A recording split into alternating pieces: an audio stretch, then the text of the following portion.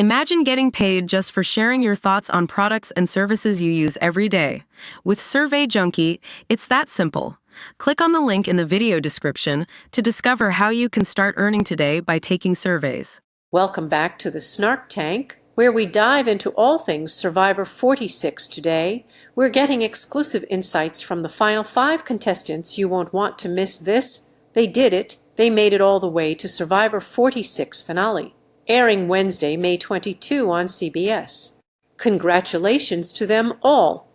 But for Ben Katzman, Liz Wilcox, Charlie Davis, Marie Schreim-Gonzalez, and Kenzie Petty, there are still 3 more days in the game and 2 more chances to be eliminated before the final 3 is set in stone.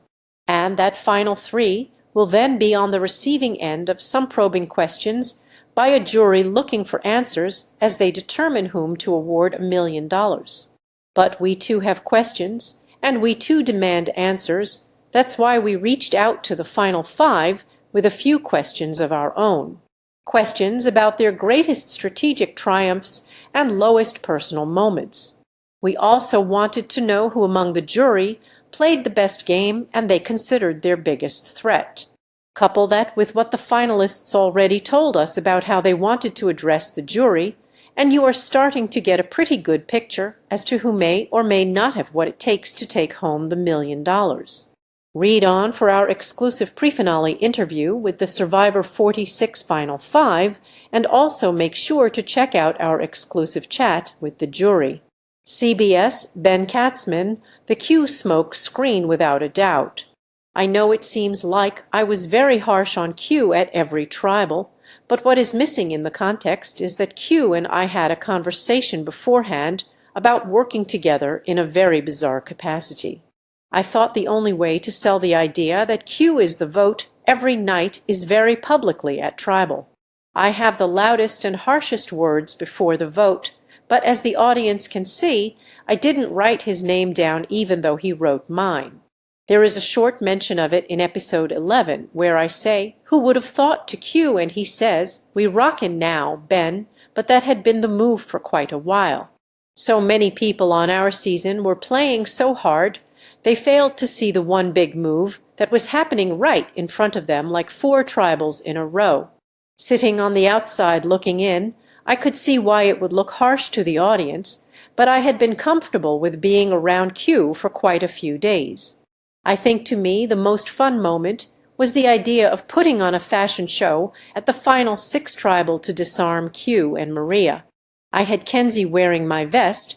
I painted a Rice's power advantage for Liz, Charlie wore my handkerchief, Maria wore my overalls, and I wore a Q SKRT. It was lit, and I don't think even Jeff knew what was going on. Liz Wilcox just won. Ah, this is so hard.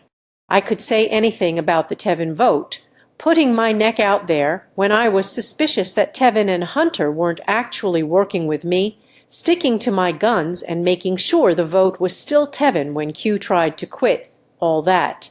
But really, I'm most proud of my unique gameplay. I think playing so out of the box is a move in itself. Like, who in their right mind would come into a game like Survivor exaggerating their wealth instead of trying to mask their success? Who wouldn't want to look for idols? What type of person thinks out there I can get to the end without any allies? In fact, I should put my entire tribe on the jury. Oh, hey, that's me, Liz Wilcox. I'm the one you've been dismissing this whole time as a little off, but here's the deal.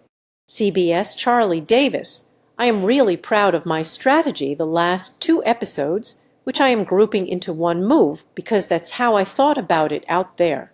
As soon as we got back from the TIFF tribal, I went into overdrive blowing Maria up as a threat, and later convinced people that Q and Maria were tighter than me and Maria. Then, at the final 7 vote, my whole strategy was to keep Q and Maria in the game as my shields going into the final 6, all while creating a hidden alliance of 4 that was ready to vote out whoever lost immunity out of Q and Maria. It went off without a hitch, but it was not easy. It was particularly difficult to get Kenzie and Liz on board with this plan at 7. and Ben accidentally voting Kenzie did not necessarily help Q was going to vote Kenzie to further drive that wedge. But when Ben accidentally did, Ben told Q, and Q switched to Venice. This kerfuffle is why I picked Liz and Kenzie for the family reward, so when all